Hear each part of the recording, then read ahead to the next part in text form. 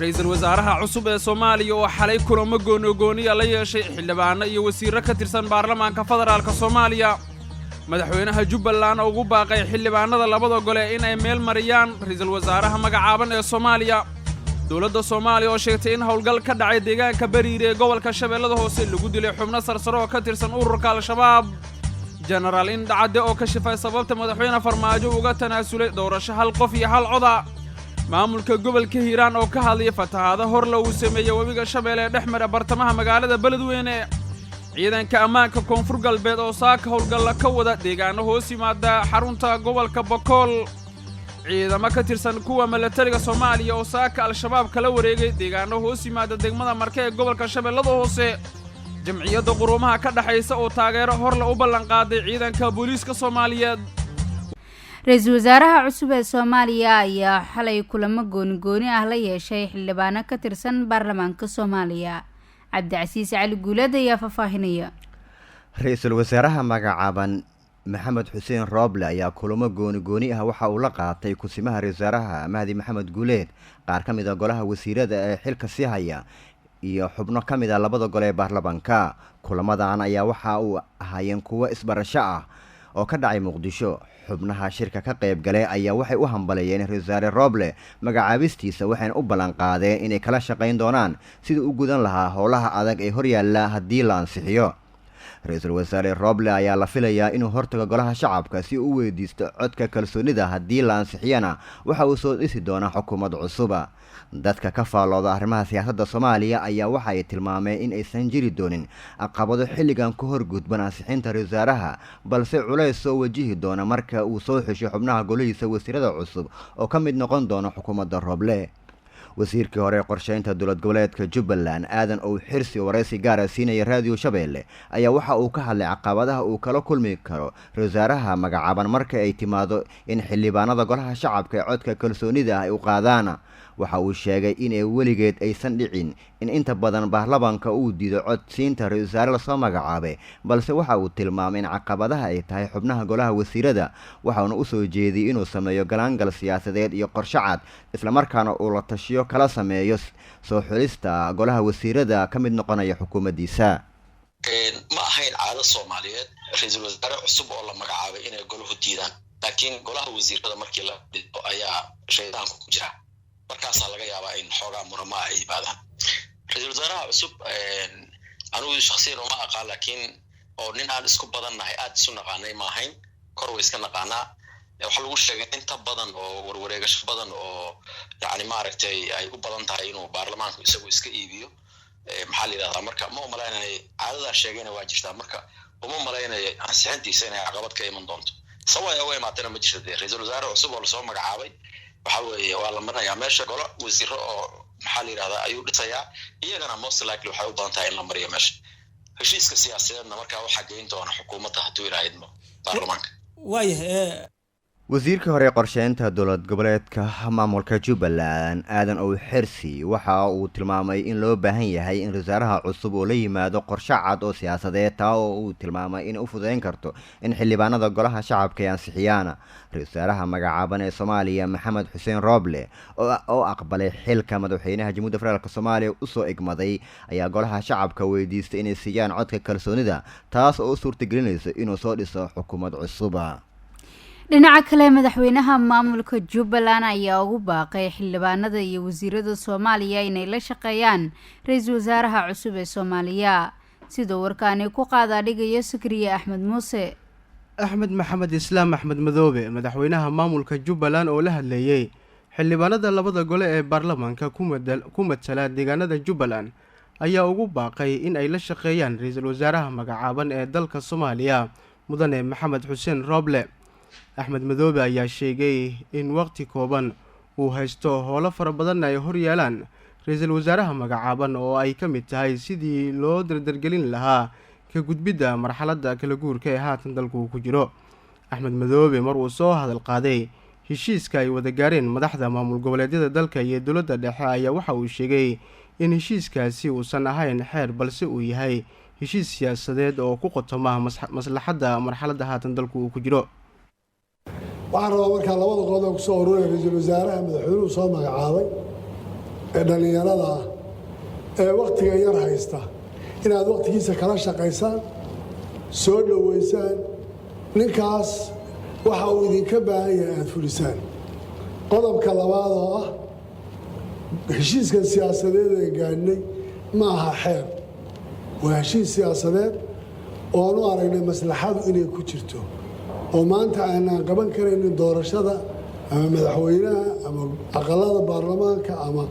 golaha wasiirada lagu fakaraya sidaa in loo qabto oo dan ayna gaadhsiisay in iyadana aada ogaataan heshiiskaasi inuuna xeer ahayn inuuna sharci la marinay ahayn inuu yahay political agreement xalka ugu dambeeyeen isla aragnay oo sidaa yahay kaasna in la fudaydiyo oad ogaataan qodobka saddexaad aan ku soo ururinayo oo ah tiiha in la iska ilaaliyo cidaan waxu qabnaa inayna jirin wiilasheediiyo gabdhaha iyagii baa tihiin waan idin soo dhoweynaynaa ra-iisul wasaaraha magacaaban ee dalka maxamed xuseen rooble oo haysta muddo kooban oo ka harsan muddoxileedka dowladda haatan shaqaysa ayaa looga fadhiyaa dardargelinta howlaha muhiimka ah ee la xiriira qabsoomidda doorashada la filayo in ay ka dhacdo gudaha dalka soomaaliya.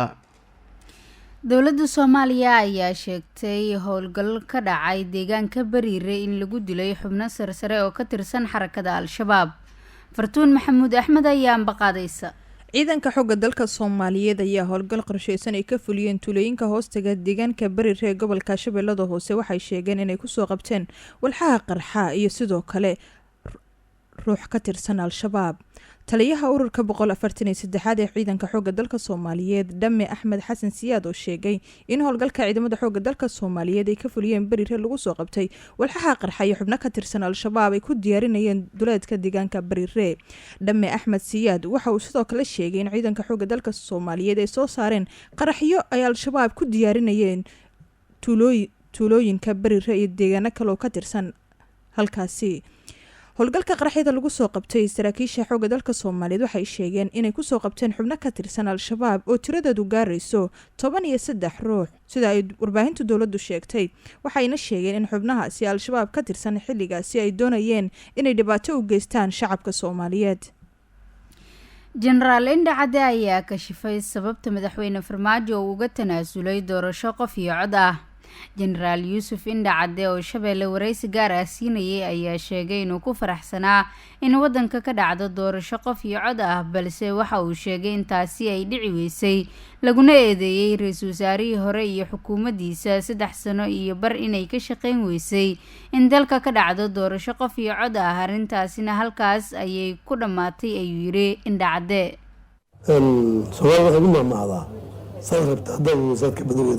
annaga lafteen aan ku faraxsanayn in doorasho qof iyo cod a la qabto taas haddee waxaaba lagu eedeeyey ra-iisul xilgudasho-aan lagu eedeeyey iyo xukuumaddii 3 sano bar shaqaynaysay marka sheekadaas halkaasi ku dhammaatay markii ra-iisul wasaarihii iyo xukuumaddii ay ku waayeen xilgudasho la-aan ee mas-uuliyadda ay hayeen 3 sano bar wixii laga shaqaynayey halkaasi ku dhammaadeen xilgudasho la-aantaasi ku dhammaadeen. marka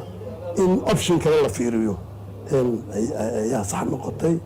madaxweynaha iyo madaxweyne goboleedyadu si ay u aqbaleenna waa si wanaagsan waana soo dhaweynayna insha allah. baarlamaanku wuxuu ra-iisul wasaarihii xukuumaddii waxaan kala noqonnay kalsoonida maadaama ay xilkoodii guda waayeen doorasho in la gaaro oo qof cod la gaarana xukuumadday shaqadeeda ahayd ciddii waa gaarsiin la xukuumadday xukuumadda ilkeedii markaa halkaasi ku dhammaatay sheekadaas ani aragtideyda waay sidaa la yiri sidaas waay aniga xukuumaddaas aan qayre mana ammaanayo mana eedaynayo oo halkan uma imaan inaan dib u noqdo inaan hore u socdaan rabaa laakiin su-aashaadan ka jawaabay. ugu dambeyn jenaraal yuusuf siyaad indha cadde ayaa ra-iisul wasaaraha cusub ee dalka ugu baaqay inuu sida ugu dhaqsiyaha badan kusoo dhiso xukuumaddiisa maadaama uusan waqti badan haysan. maamulka gobolka hiiraan ayaa ka hadlay fatahaado hor leh oo uu sameeyey webiga shabeelle ee magaalada beledweyne. cabdulaahi cismaan sheekh axmed cadaani ayaa dhammaystiraya. xaaladda beledweyne ayaa aada looga deerinayaa kadib markii uu mar kale fatahaad xooggan uu ka geystay webiga shabeelle ee mara magaaladaasi. gudoomiye ku-xigeenka arrimaha bulshada maamulka gobolka hiiraan sheekh xuseen ismaan cali ayaa sheegay in xaafadaha qaar ee beledweyne laga barakacay halka kuwa kalena la degan yahay balse qoysaskaas ay ku hareereysan yihiin biyo dhex ceegaaga magaalada. sidoo kale wuxuu tilmaamay in xaalad adag oo dhanka nolosha haatan ay ka jirto beledweyne isagoo baaq u diray dowladda federaalka hirshabeelle iyo hay'adaha samafalka.